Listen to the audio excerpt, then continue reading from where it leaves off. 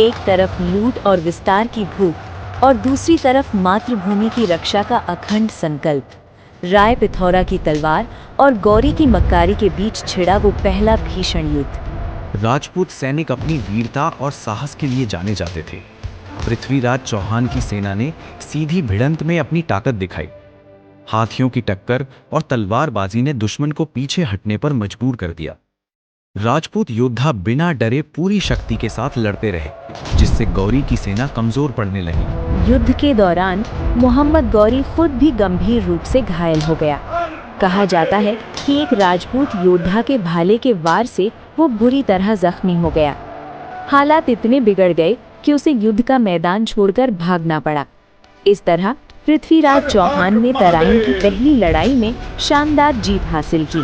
तराइन की पहली लड़ाई में पृथ्वीराज चौहान ने अपनी वीरता और रणनीति से एक बड़ी जीत हासिल की।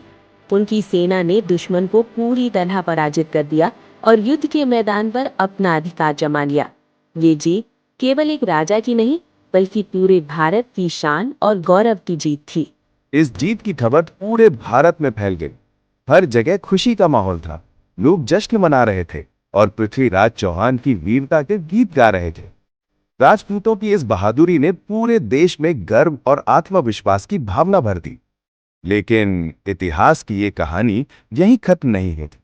मोहम्मद गोरी हार मानने वालों में से नहीं था। वो 1 साल बाद फिर लौटा और इस बार कहानी कुछ और ही थी, जिसने भारत के इतिहास को हमेशा के लिए बदल दिया।